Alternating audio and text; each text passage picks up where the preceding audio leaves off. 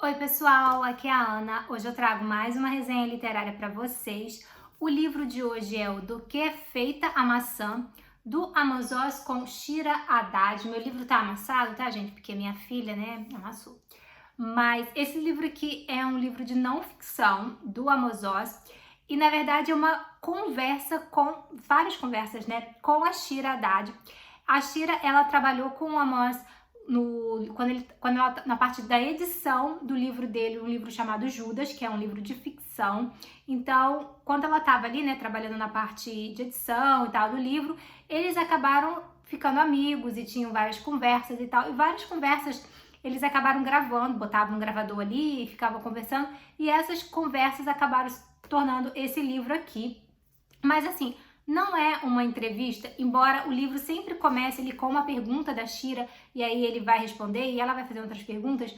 Mas assim, eu vejo que numa entrevista você sempre tem uma pessoa que faz a pergunta e aí o entrevistado responde e aí faz outra pergunta. E aqui não é exatamente isso, porque a Shira ela também interage, ela faz a pergunta, aí o Amos responde e ela também, ela concorda ou ela discorda. Aí às vezes ela conta exemplos da vida dela, da família dela sobre aquele tema. Então, assim, não é exatamente uma entrevista, é mais uma troca mesmo, uma conversa. E é muito interessante. Então, aqui está escrito 6 conversas sobre amor, culpa e outros prazeres. Então, o livro ele é dividido em 6 capítulos, né? E cada capítulo vai abordar ali uma conversa, um tema, né? De uma conversa. E a gente vai ter. E é muito interessante, a gente tem várias questões aqui. É o meu primeiro livro do Amos Oz. Eu tô muito interessada em ler o livro dele chamado De Amor e Trevas. Inclusive, ele fala bastante desse livro aqui. Esse livro de Amor e Trevas é um livro em que, tipo, não é uma biografia. O Amos Oz ele ainda é vivo, ele tem acho que 70 e poucos anos, 80 e pouco, ele já é bem velhinho. E o No de Amor e Trevas é um livro meio que de memória da infância dele. Então ele vai falar ali sobre a infância e eu acho que pega um pouquinho da adolescência também. Mas, então aqui ele sempre cita algumas coisas. Eu já falei sobre isso em De Amor e Trevas. Aí isso dá a maior curiosidade de ler. Inclusive é um livro que eu coloquei na minha lista de livros para ler esse ano. Mas enfim, então aqui ele vai falar de diversos temas. Não vou ficar fazendo um resumo aqui sobre cada um desses temas, senão o livro ia ficar enorme. Mas ele começa falando aqui do próprio processo de criação dele, dos livros e dos personagens, que é bem interessante. O Amos, ele é um autor israelense. Ele cresceu numa família, nasceu numa família, um pai e a mãe muito cultos. O pai e a mãe falavam muitos idiomas, a casa dele era recheada de livros, então ele, né, cresceu nesse mundo. Mas ele também, né, cresceu ali numa época meio complicada ali de Israel. E aí o que acontece? Ele conta que como que ele começou assim a criar essas histórias. Ele conta que ele era filho único. Então, e os pais deles, muito cultos, sempre saíam para se encontrar com amigos, por exemplo, em cafés, em lanchonetes e tal, para conversar com esses amigos, e não tinha com quem deixar ele, então os pais acabavam levando o Amos para lá. Só que assim, essas conversas eram muito chatas para uma criança, porque eram conversas sobre filosofia, sobre política, sobre economia, enfim, conversas assim, né, que uma criança fica boiando no assunto. Então ele ficava quietinho ali no cantinho, porque falavam para ele que se ele ficasse quietinho, depois ele ganhava sorvete. E ele ficava ali quietinho e ele começava a observar as pessoas. Então ele criou esse hábito de ficar observando todo mundo, tipo quem tava na mesa ao lado, as pessoas passando na rua. E ele observava, ele escutava as conversas dos outros, tipo tinha na mesa ao lado ali o pessoal conversando, contando alguma coisa, ele ficava escutando aquelas conversas e depois ele criava na cabeça dele continuações para aquilo, sabe? Ele escutava uma coisa que estava acontecendo, alguém contou um caso ali e depois ele ficava imaginando e criando e inventando histórias a partir daquilo ali. E ele conta que ele faz isso até hoje, assim, na criação dos personagens, dos livros dele, essa coisa de observar as pessoas. Ele observa as pessoas no metrô, ele observa as pessoas quando ele tá correndo. Observa assim o jeito que a pessoa se veste, os gestos, né, de ficar botando a mão na orelha, de ficar esses gestos que as pessoas têm, e tudo isso depois ele acaba transformando ali nas características de personagens literários dele. Inclusive, tem um trechinho aqui que eu marquei onde ele vai falar um pouquinho sobre o título do que é feita a maçã, e ele estava falando exatamente sobre isso, sobre essa coisa dele ficar desde pequeno observando as pessoas. Deixa eu ver se eu acho aqui, tá bem no iniciozinho, de ficar observando as pessoas na rua ou em todo lugar e coletando assim essas pequenas informações, a forma de andar, um gestuário assim para criar suas personagens. E daí ele fala assim: tome uma maçã. Do que é feita a maçã? água, terra, sol, uma macieira e um pouco de adubo. Mas ela não se parece com nenhuma dessas coisas.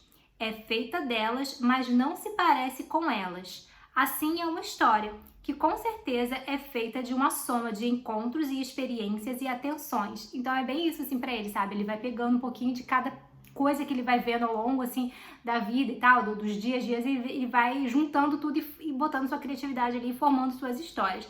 Então é bem interessante. Tem um capítulo aqui também que ele vai falar muito sobre a parte das mulheres. Como eu falei, ele era filho único e ele também não tinha primas, não tinha nada. A única mulher assim mais próxima dele era a mãe, só que a mãe falece quando ele tinha acho que 12 anos de idade. Então, assim, ele nunca teve muito... E ele estudava num colégio interno só de meninos. Então, era uma escola com, sei lá, 400 garotos, só menino, não tinha nenhuma menina ali. Então, é até interessante essa parte quando ele fala, assim, que ele não tinha muita noção de como eram as meninas. É até engraçado umas partes, porque ele fala que os amigos viam as meninas, assim, como, sei lá, um ser diferente. E aí, no dia que eles subiram lá, tinha um internato também feminino, e eles subiram no muro pra olhar as meninas lá. E viram as meninas, viram que o internato tinha bebedouro, igual deles, tinha um bebedouro, tinha um pátio, as meninas estavam brincando, estavam rindo. E ele ficou, nossa, elas são parecidas com a gente, sabe? Assim, elas também bebem água, elas também brincam, sabe? Tipo, né? São normais. E são crianças, sabe? Enfim, é bem engraçado, assim, essa parte. Mas aí ele fala também muito da questão da mulher já adulta, hoje ele é casado, tem filhas. Sobre como a visão assim muito machista, como ele fala, por exemplo, na época em que ele era criança, né, as mulheres não podiam muito falar, então nas conversas ali, a mãe dele muitas vezes ficava quieta, assim, porque a mulher não dava muito palpite nas conversas, assim, mas a mãe dele também era muito inteligente, então quando ela falava, tipo, todo mundo parava pra olhar. Ele fala aqui também da questão de quando começou ali as mulheres a irem mais pro mercado de trabalho e tal, e ele critica uma coisa que acontecia lá em Israel, que era as mulheres acabaram tendo que se masculinizar demais, tipo assim, para uma mulher poder trabalhar ou ser levada a sério no ambiente de trabalho, ela precisava usar roupas totalmente masculinas, tipo camisa social masculina, calça social masculina, sapato masculino, para poder ser levada a sério, sabe? E ele acha que não precisa, tipo, você pode ter a sua independência, trabalhar e tudo, mas você não precisa perder a sua feminilidade e tal. E ele é bem interessante o capítulo aí que ele vai falar sobre isso. Enfim, gente, é muita coisa. Ele também vai passar um bom tempo aqui falando sobre o kibbutz, da época em que ele morou no kibbutz. Kibbutz, na verdade, é uma espécie de comunidade ali que tem em Israel. E ele passou muito tempo lá, ele foi com 17 anos, ele ficou lá até quando ele tinha uns 40 anos, então boa parte dos livros dele, os primeiros, ele escreveu lá. E é uma comunidade assim onde as pessoas trabalham meio rural, então todo mundo planta, colhe, faz tudo muito ali, mas é tudo dividido entre eles, sabe? Então não tem o que é meu, o que é seu, é tudo nosso, essa comunidade, eles trabalham e todo mundo tem que trabalhar, tanto que ele tinha... Quando ele começou a escrever, eles deram para ele um dia da semana de folga, que era o dia que ele podia escrever. E depois que ele foi lançando livros e foi ficando famoso e ganhando dinheiro com esses livros, aí ele passou a ter 2 dias de folga, depois a 3 dias, não de folga, assim, dia livre das tarefas da comunidade para poder ele se dedicar à escrita, porque lá é tudo assim, todo mundo precisa trabalhar, todo mundo precisa, né, fazer as coisas dele trabalhar, mas tudo que eles produzem é dividido igualmente entre todos. Então é bem interessante também conhecer um pouquinho dessa comunidade, assim, que é bem fora da nossa realidade, assim. Mas enfim, gente, é isso, eu gostei bastante do livro. Tô bem interessada em ler outros livros do Amos Oz, como eu falei, o de Amor e Trevas é um que eu quero muito ler. E vou deixando essa indicação aqui pra vocês, então, espero que vocês tenham gostado. Beijos, até a próxima!